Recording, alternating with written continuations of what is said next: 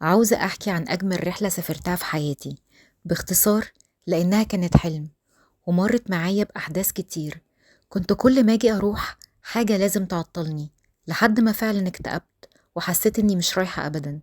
لكن ربنا كريم، ويمكن هو ده سبب الفيديو. عايزة أوصل رسالة لكل واحد بيتمناها، يبقى عارف إن ربنا كاتب له وقت معين هيروح فيه، وإن العمر فعلا دعوة من الرحمن، مش باستعدادك انت خالص. أنا نزلت المدينة الأول وصليت في مسجد حبيبي رسول الله. يا على الراحة اللي هتحسوها هناك، كأنك مالك الدنيا. المدينة فعلا مريحة، ريحها طيب وإنها طيبة، بالظبط زي ما أطلق عليها رسول الله. ورحت طبعا الروضة الشريفة، سلمت على الرسول، وربنا كتب لي الحمد لله إن أنا أصلي هناك. الصلاة هناك في الروضة الشريفة كأنك بتصلي في بقعة من الجنة. ورحت شفت مسجد قباء، وهو أول مسجد بني في الإسلام، وصليت هناك لأن الصلاة هناك بمثابة عمرة. وطبعا رحت زرت جبل أحد، جبل يحبنا ونحبه مثل ما قال حبيبي رسول الله.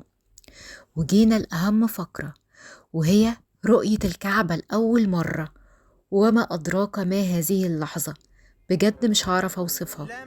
يا رب ربنا يكتبها لكل مشتاق ويحس بأسعد شعور هتلاقيه ممزوج بالبكاء والشوق والحب والضعف والتوسل، حاجات كتير قوي. مهما حكيت ومهما اتعمل فيديوهات ومهما اتقالك، عمرك ما هتحس باللي انت هتحسه هناك أول ما تشوف الكعبة. وعملت العمرة، ما بقيتش مصدقة نفسي.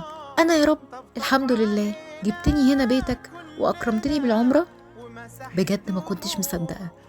المهم، قبل ما تروح العمرة لازم تكون قاري كويس مناسك العمرة وأحكامها، هتلاقيها بسيطة جدا إن شاء الله. أنا حبيت بس أعمل الفيديو ده عشان أقول لكل حد زيي ما تيأس، لو ناوي ربنا هينادي عليك.